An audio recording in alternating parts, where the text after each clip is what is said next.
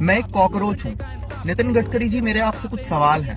एक 4 व्हीलर को आप एक लग्जरी आइटम मानते हो, इसलिए आप उस पर 28% जीएसटी लेते हो। आप उसको एक लग्जरी आइटम मानते हो, इसलिए आप उस पर 15% कंपनसेशन सेस से लेकर 22% कंपनसेशन सेस लेते हो। उसके बाद आप हमसे 8 से 10% रोड टैक्स लेते हो। उसके बाद जब हमारी गाड़ी सड़क पर आती है तब आप हमसे टोल टैक्स लेते हो। नितिन गडकरी जी, मैं ऑल्टो चलाता हूँ। 6 लाख रुपए की गाड़ी है ऑल्टो, और फॉर्च्यूनर 60 लाख रुपए की गाड़ी है। एक टोल पर फॉर्च्यूनर वाला आदमी और एक ऑल्टो चलाने वाला आदमी बराबर टोल देता है। ये कहाँ का सोशल जस्टिस है? इसको आप कैसे जस्टिफाई करोगे? 6 लाख की गाड़ी और 60 लाख की गाड़ी में फर्क नहीं है क्या? चलो, ये तो समझ में आ गया। एक बार के लिए मान लेते हैं ये सब जस्टिफाइड है।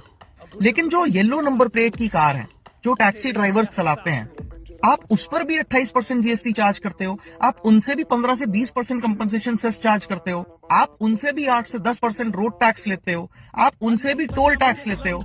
वो अपने मन से टैक्सी नहीं चलाता है, वो इसलिए टैक्सी चलाता है क्योंकि आप उसको रोजगार देने में फेल हो गए। आपको उसको सब्सिडी देनी चाहिए थी, लेकिन आप उसको GST, compensation cess, road tax, toll tax के नाम पर लूट रहे हैं। इसके बाद आते हैं पेट्रोल की प्राइस पे। कोविड काल में जब पूरी दुनिया में तेल का दाम इतना कम था, हम तब भी इसी रेट पर पेट्रोल खरीद रहे थे। आपने 100% पेट्रोल में 20% एथेनॉल मिला दिया। उससे हमें क्या फायदा हुआ? हम अब भी उसी रेट में पेट्रोल खरीद रहे हैं। और अब जब ग्लोबली पेट्रोल के दाम बढ़े तो आपने 3 रुपए पेट्रोल पर बढ़ा दिए। तो ये जो सस्ता पेट्रोल कोविड काल में खरीदा गया था, इसका मुनाफा किसको हुआ? ये जो 100% फ्यूल में 20% एथेनॉल मिलाया गया, इसका मुनाफा किसको हुआ?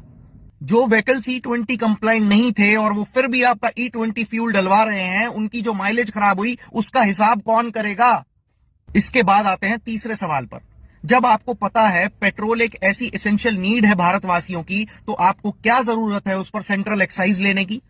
आपको क्या जरूरत है उस पर स्टेट वैट लेने की? As a member of Cockroach Janata Party, Mr. Nitin Gadkari ji, I want your resignation from the post of Minister of Road Transport and Highways. You don't deserve that post.